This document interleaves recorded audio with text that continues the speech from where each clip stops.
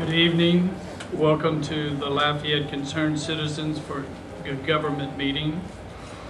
Our distinguished guest this evening is JohnRogers. He's a candidate for Lafayette Parish Sheriff, and he's here to speak with us about his candidacy and his qualifications. So we thank you for coming. Thank you. Our next meeting will be July 6th. And at that time, our guest speaker will be Jan Swift. She's a candidate that will be running for the Louisiana State Representative from District 45. And so we welcome everyone to attend that meeting. As our tradition, we're going to start off with the prayer, followed by the Pledge of Allegiance. I would ask that Larry Glover lead us in the prayer.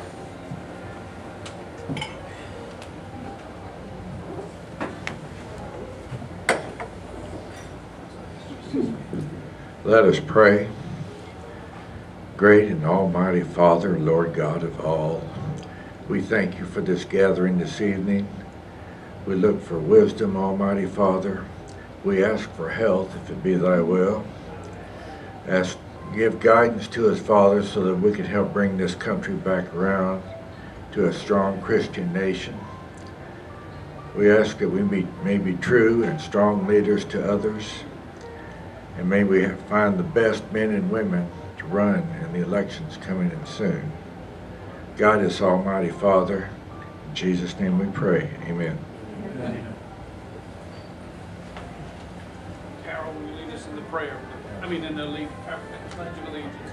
Pledge allegiance to the flag of the United States of America and to the republic for which it stands, one nation, under God, indivisible, with liberty and justice for all.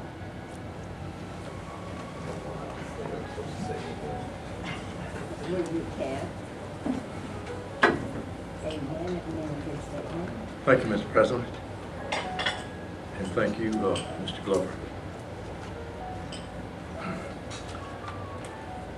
We appreciate John being with us here this evening. Of course, you know him very well, John P. Rogers. For the past 15 years, John Rogers has worked diligently to serve Lafayette Parish and its citizens. John began his career with the Lafayette Parish Sheriff's Office as Deputy Sheriff, working the floors of the Lafayette Parish Correctional Center. He literally earned law enforcement from the ground up. After working on the floors in Correctional Center, John transferred to intake and booking before his promotions into intake supervisor. John then went to serve the Lafayette Parish Sheriff's Office Enforcement Division at the Lafayette Parish Courthouse, University Medical Center, and the Lafayette Regional Airport. Though early in his career, John wanted more. He wanted to experience of working the streets of our parish. He wanted to know the real dangers facing our neighborhoods and be a part of the solution of preventing dangerous crime, helping the community of Lafayette.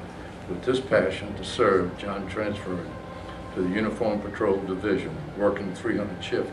John patrolled our street, working with both days and nights, giving him a unique opportunity to see Lafayette Parish at its most vulnerable. He knew when that he wanted to be law enforcement leader that would protect his city and the parish for the rest of his career. After his time working the streets, John was assigned as a case agent to the Lafayette Metro Narcotics Task Force and then the intelligence section of Metro Narcotics. In 2005, John was assigned to a team of Lafayette deputies who, in coordination with the Louisiana Sheriff's Association, responded in the New Orleans wake of Hurricane Katrina. The Sheriff's Association operated a command post out of Lamar Dixon Convention Center in Gonzales, Louisiana, where the team would commute daily to New Orleans. As part of the team, John and his fellow deputies assigned the New Orleans Police Department with patrol, welfare checks, medical emergencies such as rescue operations, and search and recovery efforts. After graduating from the University of Louisiana at Lafayette 6 years ago, John made the decision to learn the ins and outs of our state's laws and entered law school. all the while continuing to serve the Lafayette Sheriff's Office full-time. After the school board graduation, John took a position as a third-party administrator for the Louisiana Office of Risk Management, focusing on complicated issues of liability and defense. In this capacity, John worked hand in hand with the Louisiana Department of Transportation and the Department of Louisiana Judiciary and the Louisiana Department of Parks and Recreation and the Attorney General's Office. John eventually returned to his roots in 2013 when he was extended to the employment offer back with the Lafayette Parish office. In the Office of Administration, as a litigation specialist for risk management, this position has allowed John to learn yet another aspect of the Lafayette Parish Sheriff's Office. Since John's return to 2013, he has remained focused on new and pending litigation, risk management, and insurance. As of recent, John has begun introducing the Sheriff's Office employees to aware and involved programs A&I and monthly in-service training. A&I is a risk management program that promotes self-awareness and encourages involvement within the office in an effort to reduce risk, lower costs, and promote communication between various divisions. John will utilize the experience, professionalism, education, and training in an effort to work with and for the people of Lafayette Parish as their sheriff-elect.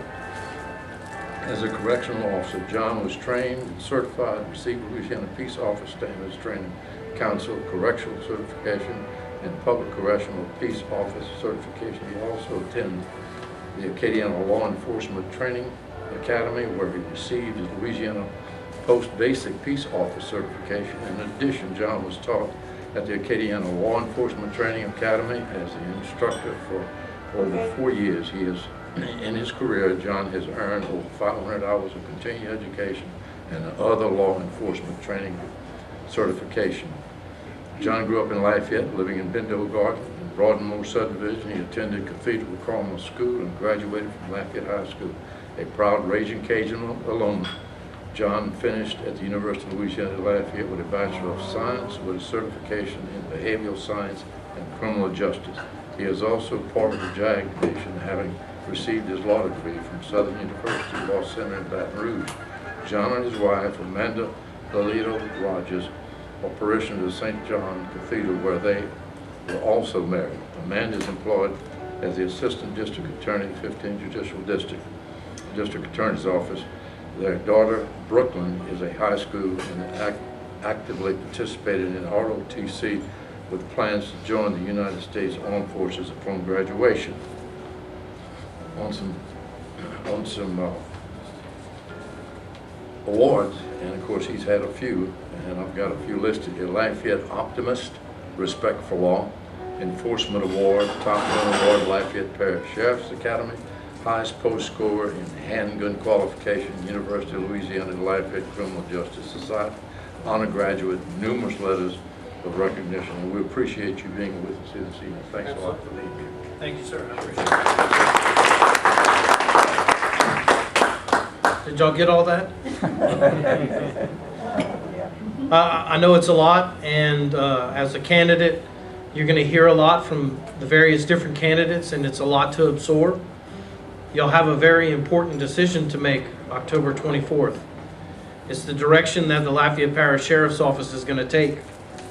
And it's solely based on the citizens of Lafayette getting out to the polls and making a conscious decision to do their due diligence and pick the right candidate.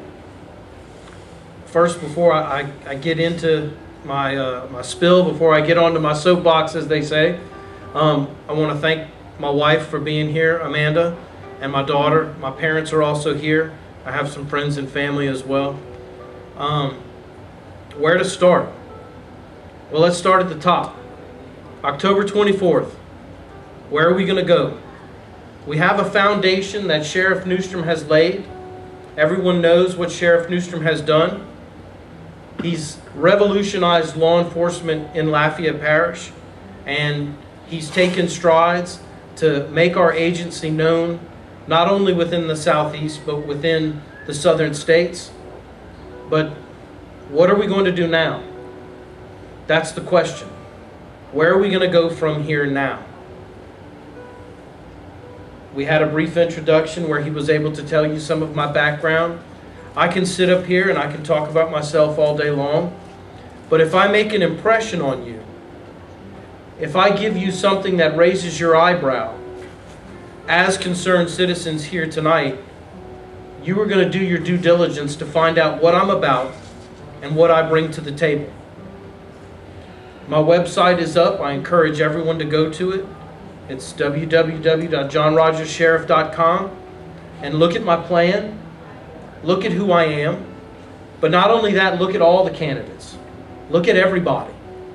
See where we come from, see what we're about, what can we offer the office, what can we offer you as citizens. The most important thing that we have to consider moving forward is that the sheriff's office is way bigger and more important than just one person. The sheriff's office is about all of Lafayette Parish as a whole. What are we going to do? I have a plan. My plan starts with coming in, taking the foundation that Sheriff Newstrom has laid, and building upon it. Now, I've overheard over the last 3 weeks, we had some forums. I've gotten an opportunity to know some of the other candidates. I've gotten to hear what they've had to say. And you have some that say they want to change things. You have some that say they don't want to change anything. Well, I'm here to tell you that as an administrator, it's impossible to come in and not make changes. But I don't want to make just any changes. I want positive change with positive results. That's the only way that we're going to fix things. That's the only way that we're going to bridge the gaps between our public and our people, our administrators, our law enforcement. Right now, we are at a pivotal point where law enforcement is being scrutinized. We're being held to a higher standard, and people want to know, come October, what kind of administrator the people of Lafayette are going to elect. What are we going to do? Well, let me tell you what kind of administrator I'm going to be. I believe that you lead by example. I would never ask one of my employees to do something that I wouldn't be willing to do or haven't done in my career. That's a bold statement for a traditional sheriff's candidate, because I'm not a traditional sheriff's candidate. I'm a law enforcement officer, a career law enforcement officer. I spent my entire law enforcement career with the Lafayette Parish Sheriff's Office. I've dedicated my law enforcement career to the parish of Lafayette. I continued my education. I want to utilize my education in criminal justice, my education in law, to not only be an administrator, but to also be a fair and balanced leader. We lead by example.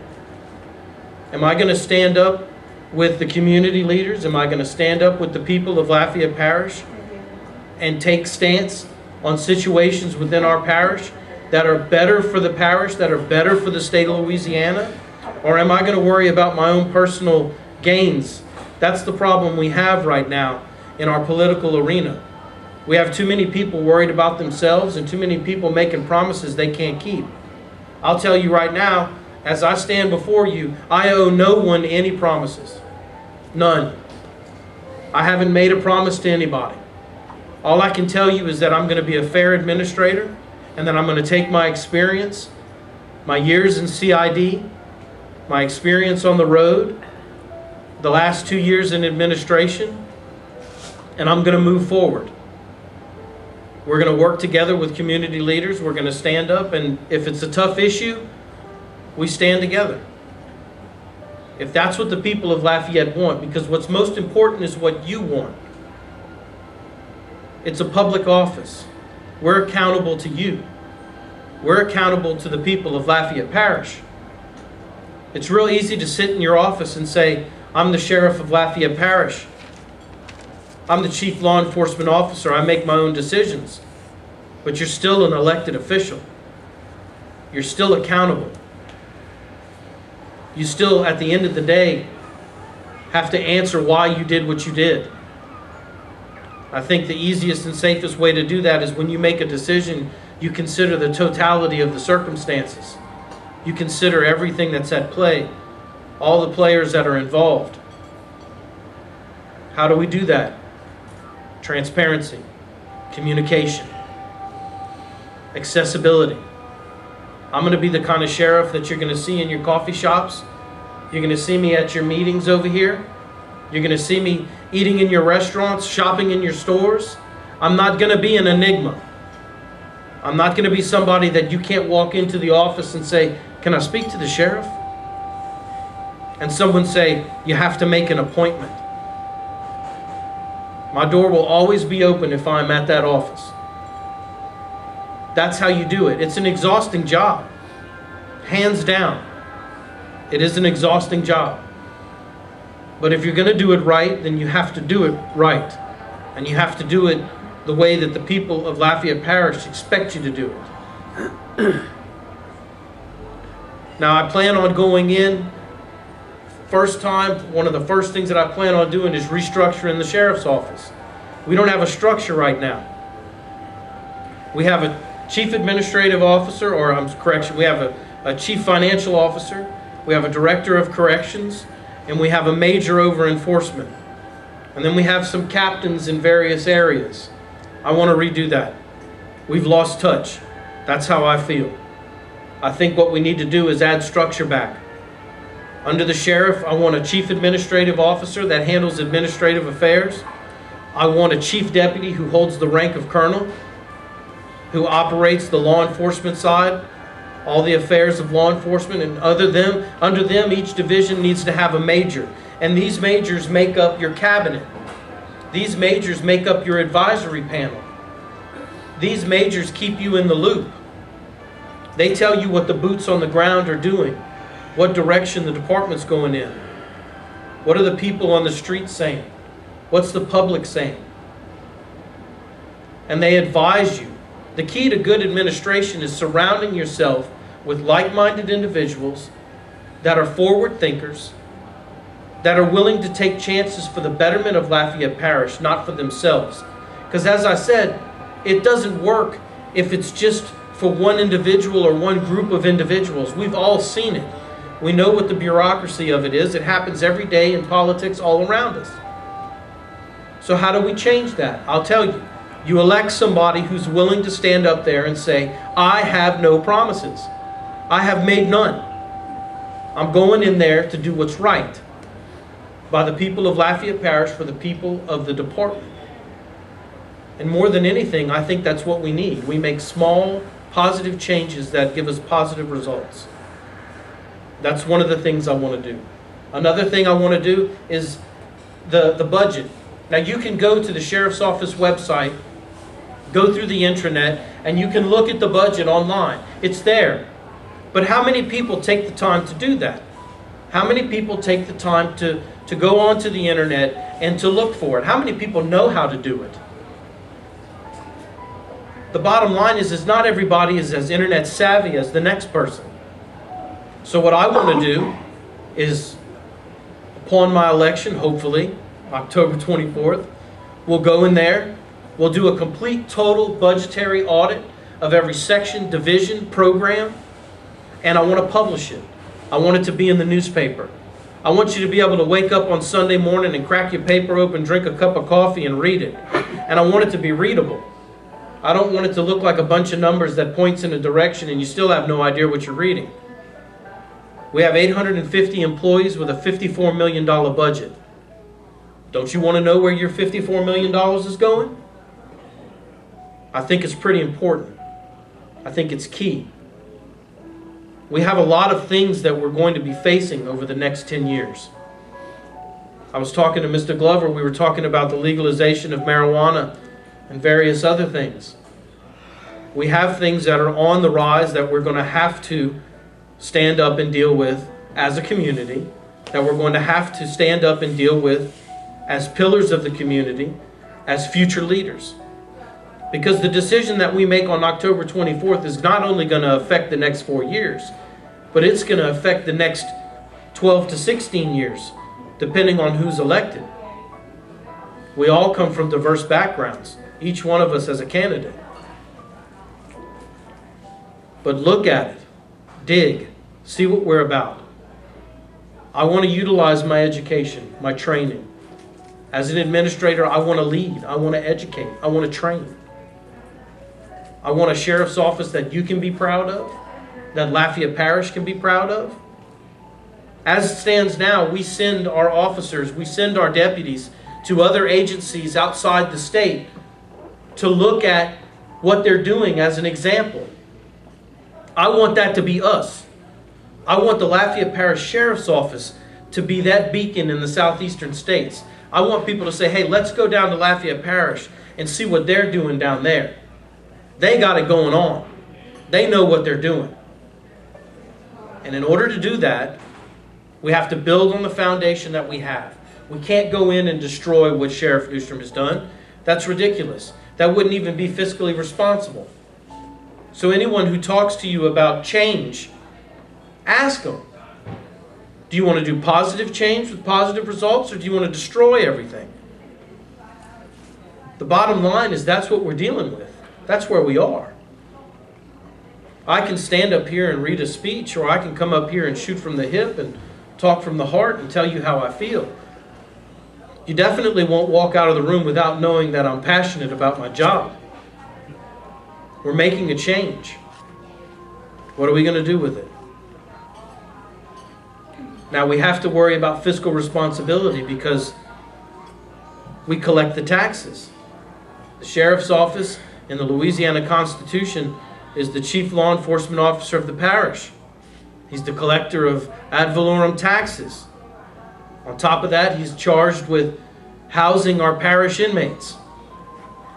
On top of that, he's in charge of the courts in service of process and warrants. It's a very diverse position that requires someone that can multitask.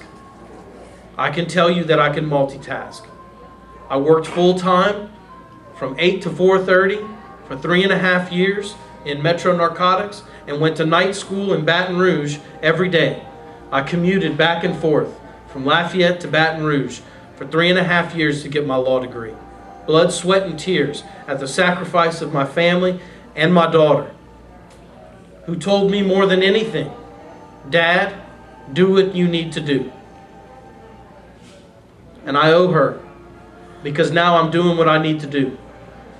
And I'm coming to you as a candidate for Lafayette Parish Sheriff, and I'm asking you, concerned citizens, do your due diligence.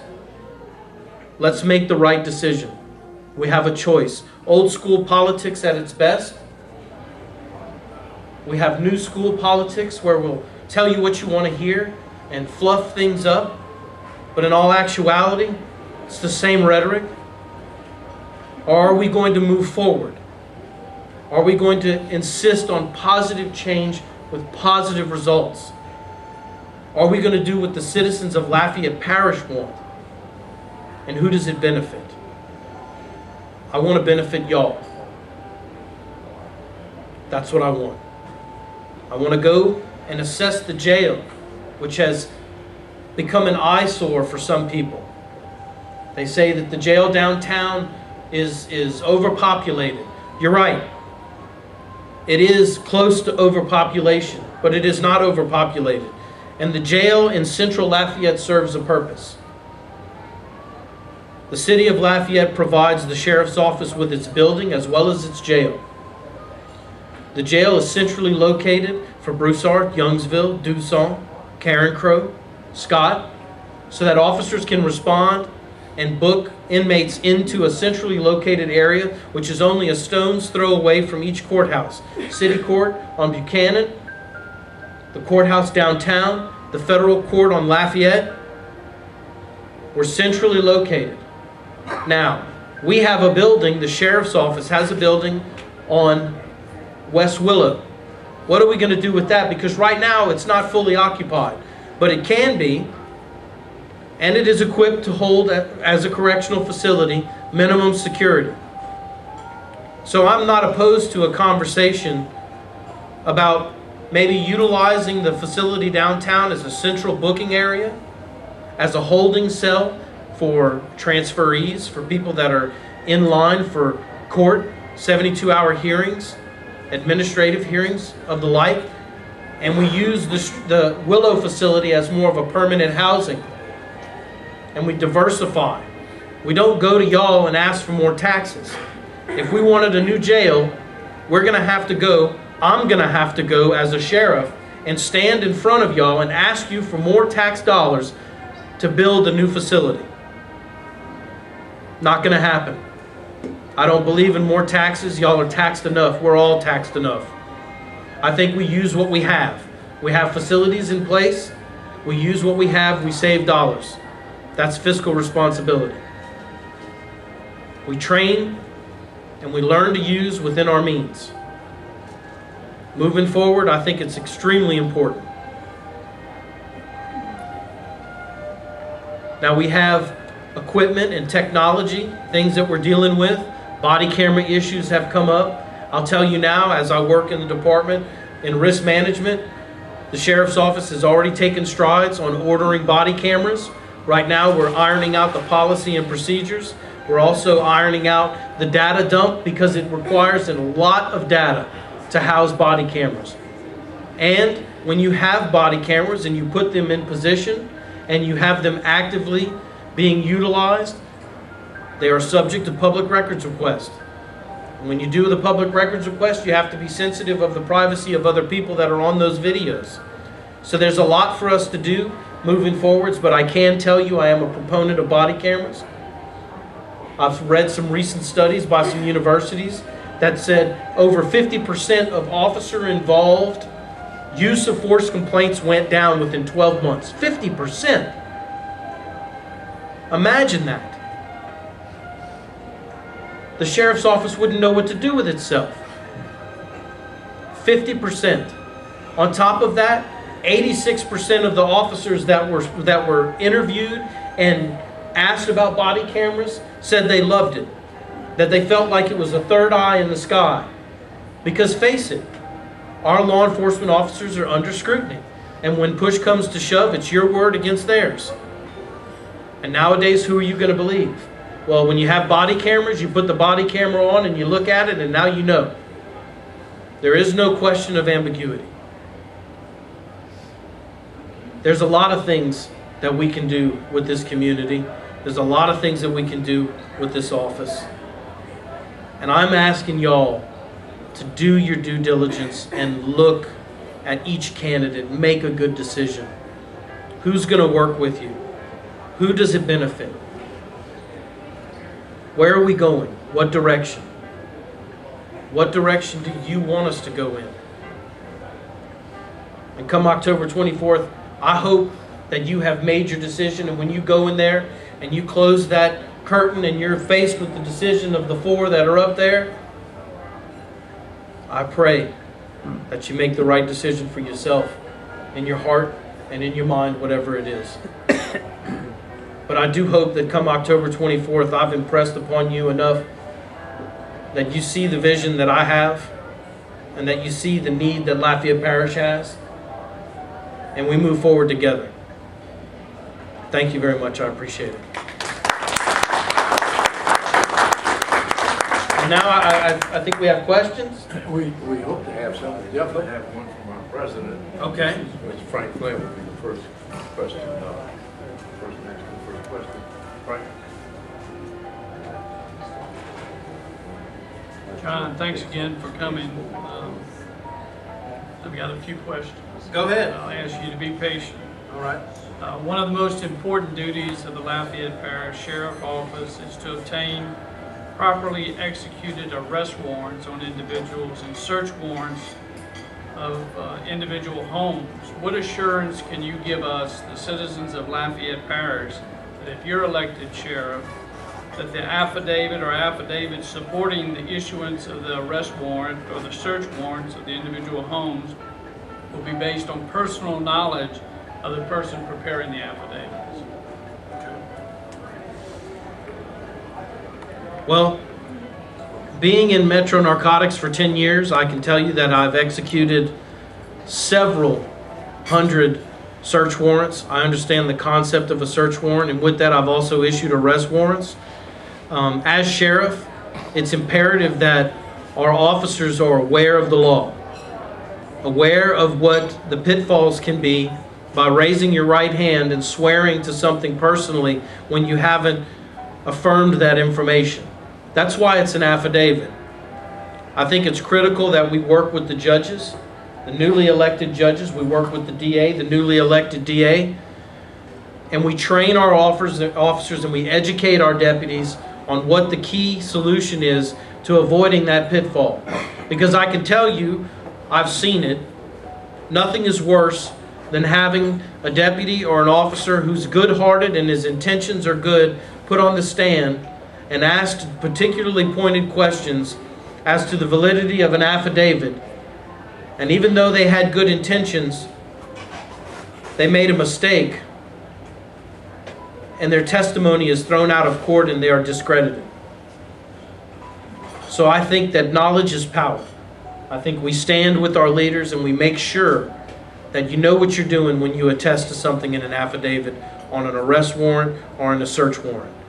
You dot every I, you cross every T.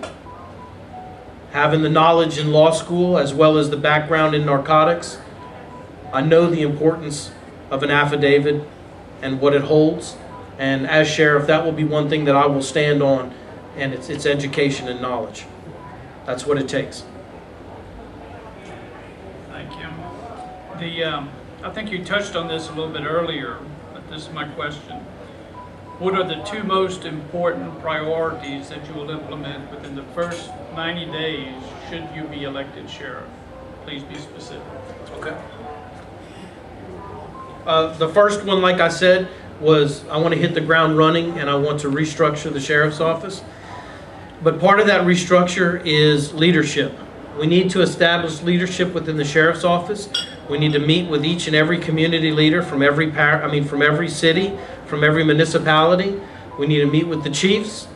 We need to meet with the school board. We need to meet with the mayors, city councils, and we need to promote unity and transparency as a law enforcement parish-wide. Parish-wide. That's the first thing. The second thing is we need to build on morale and we need to build on community relations. Law enforcement has taken a beating, and I'll say it again.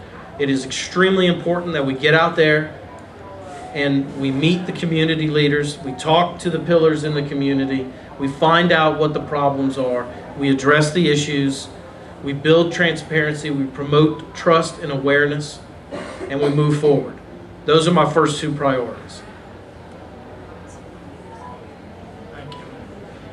What role, if any, can the Lafayette Parish Sheriff Office play in assisting the Lafayette Parish School Board in reducing student truancy problems?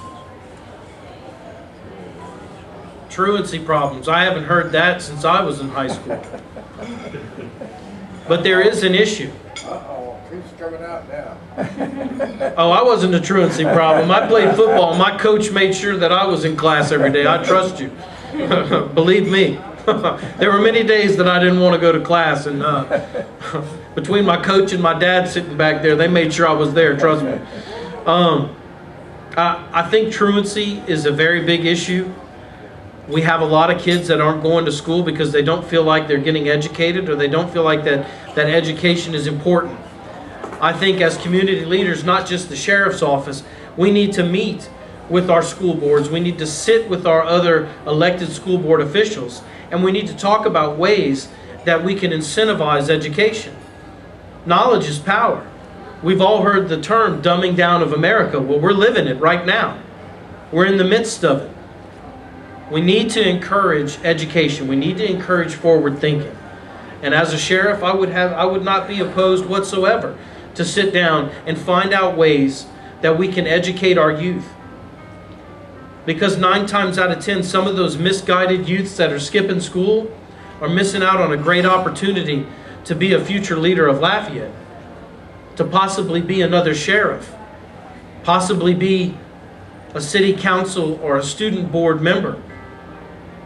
And if we discount them and we don't hold them accountable even as children, we raise children that become adults that don't respect authority, and we raise people that become adults that have no self-respect. And it carries on throughout their adulthood, and it's a vicious cycle because they pass it on to their children. We all know it. So how do we do it? We stand as leaders. We make positive change with positive results. and we work with our other agencies, we work with the school board, and we put together a truancy package where we encourage the kids to go to school. We don't necessarily punish them. We don't want to make them afraid of us. We want to be someone that they can reach out to. Thank you.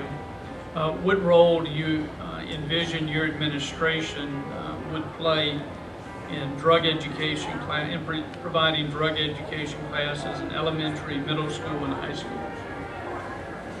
That's a good question. As I mentioned before, and it was in my bio, I did 10 years in Lafayette Metro Narcotics. I was assigned as a caseworker. I worked very hard. But one of the things that I did was I taught classes. It was my job, being assigned to Lafayette Metro Narcotics, to go into the schools, to go into the church organizations that requested drug information classes. UL, I taught their kinesiology class about drug awareness and the effects of drugs and alcohol on the mind and the body. I spent many, many hours, 80+ hours, learning about drugs, learning about the various different properties. And again, I want to teach. Education is important. And I'm not just talking about formal education. I mean education as in knowledge. There are a lot of dangerous drugs out there. There are a lot of dangerous drugs that people know nothing about, especially our kids. So coming from that background, having taught kids, having done that for 6 years out of the 10 years that I was there, I think it's imperative. I think we need something in place. We have a great juvenile division at the Lafayette Parish Sheriff's Office that, with our help, can address these issues with the help of narcotics agency. We can unify that. Also, we can deal with truancy. There's a lot of things that we can do. We just need to focus on the positive and how we're going to do it. Thank you. I understand the current budget for the Sheriff's Office is approximately $65 million. Would current fiscal financial policies and practices or new financial policies and practices will you implement and adopt to keep the Sheriff's Office on sound financial footing? Well, I've said it before, it starts with fiscal responsibility. We make sound decisions and sound judgments in how we spend tax-paying dollars. Ultimately, we're accountable to y'all. It's your money. We're responsible for the transparency and how we use that money. I think that what we need to do is look at the budget. We need to decide where we're short. We can't steal from Peter to pay Paul. We have to keep a level ground. We have to benefit enforcement as well as corrections. We need safeguards. With that safeguards, we need checks and balance. I know we've all heard of it. That's basic civil class. Okay, we need checks and balance. We need people not only like a CFO who can look over it, but we need accountants. We need people that can safeguard our money. So that way when the sheriff needs to make a decision about the budget or needs to make a decision about expenditures, he can sit with these people and they can explain to him the ins and outs of our budget and what we have and where we're at and why we're spending it on that. Not just, here, can you sign this? Because that's the way we lose our money. It's important. Simple, but important. Thank you and good luck. We appreciate you making the race meaningful. So, Thank you. I appreciate it. There are other questions? Okay.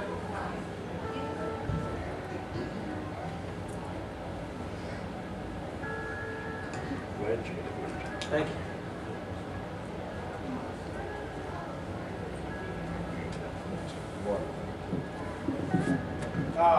It's waterproof. Okay. You talked about changing the structure of the office staff. One thing you mentioned, you wanted a colonel as head of the law enforcement division. Makes a lot of sense. Do you have somebody picked out for that position? As of right now, I do not. All right. My plan is to evaluate all viable candidates whether internally or from outside the agency. And I will interview each one personally, and with the help of the transition team, we will select the person that is best qualified to make that position. I have not asked anyone, nor will I until after the election, and I've done my due diligence in selecting a chief deputy. All right, thank you. One last question for now, anyway. Many times you get prisoners, they get a free ride. They get in there, they get 3 hots and a cot. Other countries we've visited, they charge the prisoners $1 amount to be in there, $75, $80 a day. And if they want to come in and go to jail, and then they have to spend some of their own money, pay for their house and keep, it makes them think about it. What's the possibility of us instituting something like this? Well, I wouldn't be against it. I don't think anything's off the table. Okay. My main concern with it is if we bring in people that, if we bring in people that don't have money as it is, what are we going to do? We're going to charge them daily, which will keep accruing. What kind of penalty is going to follow that? Do we keep them in jail longer? Does it become a vicious cycle? I think research is important. I think that we would have to look at the other models that other countries that you said utilize and see how it works for them. The worst thing that I would want to do is create more imbalance within our criminal justice system because we're charging because of their crime. I don't think that it's a bad idea. Actually, I think any way that we can generate money is a good idea. But the sheriff's office ultimately is not a business. We're in the business of public service. But they're riding our wallets by going in, by committing crimes, going in there. Correct. I don't like that. I don't blame you. I don't like it either. But I think what is important is that we look at alternatives to sentencing. We look at the diversity of the inmate population. What a lot of people don't understand is that we have a huge amount of inmates that have clinical psychological problems, and we don't address those problems. So what happens is they come into our system. Sheriff Newstrom has a health care program in place within the department that answers their psychological problems. We get them back on their feet, $1,000 and they get out, but they come right back. So the answer is we need to figure it out. But how are we going to figure it out if we don't look at a multitude of different options? Because the problems aren't going to change. They're not going to go away. They're only going to get worse. So in fixing them, we have to take ideas like yours, and we have to look at them, and we have to scrutinize them, and we have to see, is that beneficial for Lafayette Parish? And if it's something that is beneficial for Lafayette Parish, and the community leaders agree about it, we vote on everything. Let's put it on the ballot. Let's put it to vote. Let's see what the people of Lafayette Parish want to do. I don't think that decision should be solely made by one political leader. Put it in a public venue. Put it in a public venue. I'm all about it. That's what our process is about. But as you and I both know, we've gotten away from that. Thank you.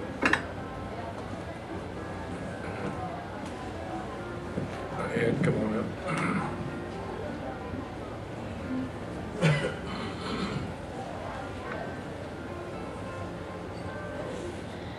The people here know that I used to be a school teacher for over 30 years. I was at Karen Crow High. Lately we've seen a lot of shootings occurring around the country in the news. And there used to be days when I taught, when I'd walk around the first floor of Building 2. There would be a lot of outside doors unlocked, unguarded. So I'm going to give you a scenario. Okay. 2 guys walk in, trench coats, unknown, not stopped. They get into a classroom, one of them starts shooting, the other one heads down the hall. Okay, you got at least 8 people dead right away. What's your plan? Tactical. Well, I can tell you from being in Metro Narcotics, I have some tactical experience. I've also gone to the Lafayette Police Department SWAT school. That's called an active shooter. In an active shooter situation, you must respond immediately. But you have to have things in place to be able to do that. That starts with officers in our schools. Not in our schools to scare our children, not in our schools to make our schools look like a demilitarized zone, but to protect our children. The bottom line is our children are our most precious commodity. Without them, we have no future. So in an active shooter situation, you need to have officers that are tactically sound, that are trained in how to assess threat, how to address the threat, and ultimately shut the threat down. Then when you get into questions of lethal force, lethal force is what you use when you combat the aggression that is coming towards you, that wants to hurt you or kill you. We stand our ground. And I think our officers need to be trained. We have SWAT teams, but I do think that we need more training in active shooter scenarios, because even though it hasn't happened in Lafayette, it happens all around. We see it all the time, not necessarily in our schools, but we see them in malls, we see them in coffee shops, and that training can be utilized across the board. But the scenario is schools. My daughter is in high school. That's something that we all need to consider, especially with our children and grandchildren. But training, it all goes back to education. It goes back to knowledge. Because we can live in Lafayette, in our beautiful city that we've built, but the bottom line is all it takes is one person with the wrong agenda to walk into a school and wreak havoc and ruin lives. So we need to be ready to respond. And that requires training, education, equipment, and being able to and try your best to anticipate what may or may not happen. Thank you for your question. That was a good one. Jim, did you have a question, Councilman? Anyone else? Well, you have an opportunity. We have a couple more minutes, and we try to hold it to an hour, so we have a full hour with AOC and other performance. But anyhow, I'd like to ask you a simple question that you probably tell us. What's the, if you looked at the last 10 years, as an example, as far as arrests and criminal, that's taking place in this parish, how do we have any statistics as to how we've made out the last year? How much have we improved in that area? I know my community has grown. I watched it do that because I'm gray hair, I can tell when you're from a while. So this thing has gotten, a pretty good sized city. Oh, yeah. So I'm just wondering how we compare from just 10, 15 years ago to today as far as maintaining that. We do track all our stats. The sheriff, being the forward thinker that he is, he initiated what's called ComStat. He opens it up to all the public. They're more than welcome to come sit in and listen to each individual section. We talk about the various different crimes that are taking place, what areas. It helps us to compile statistics so we can, in a way, look and see what crimes are trending, whether it's something as simple as a car burglary. Recently, we shut down a ring of car burglars that were burglarizing vehicles not only in Lafayette, but some of the neighboring parishes. As we stand now, our numbers are going down. They're in black and white, but we have a lot more work to do. We have a lot more issues to address. I think one of the key things we need to address is mental health, and we also need to address the drug problem. A lot of people don't want to talk about it, but Lafayette does have a drug problem. And how are we going to address it?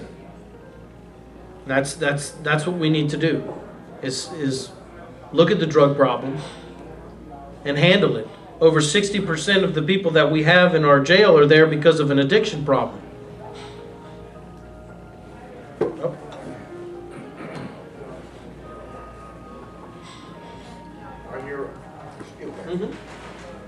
On your website, www.johnrogerssheriff.com, is there a way to connect you to send you a personal message or a request or information?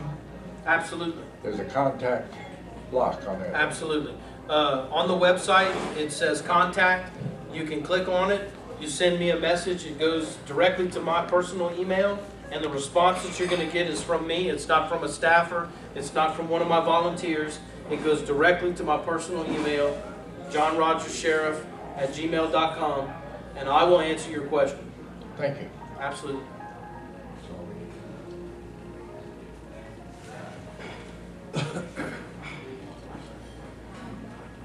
Well, let me give you a closing summation, if you will. Okay. Looks like we're not going to have another question, unless your dad wants to ask that question.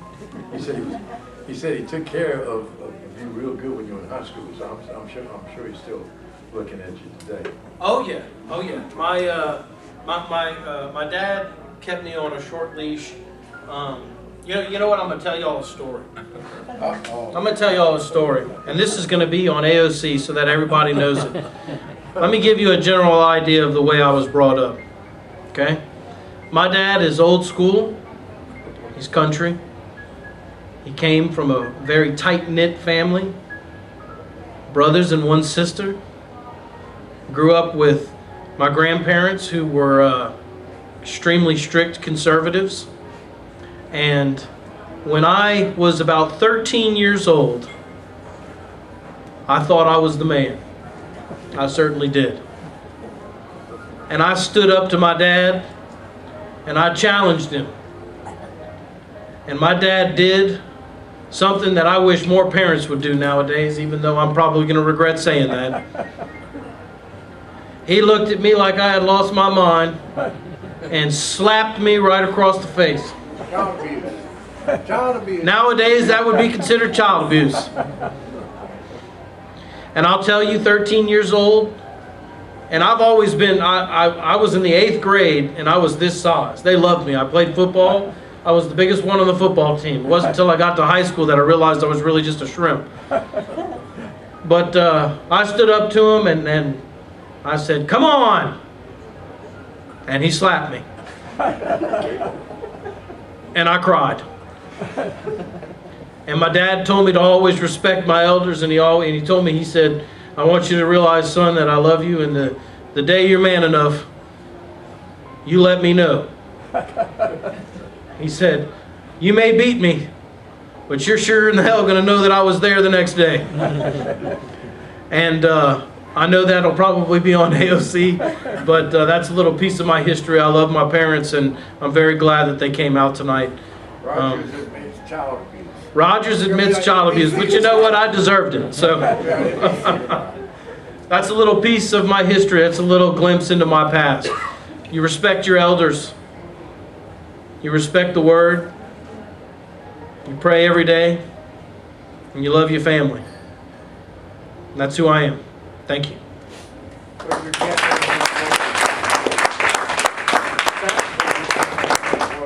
We work out of our house. Yep. Where is that house? Right there off of Dutton, on close to Thomas Park, right around the corner.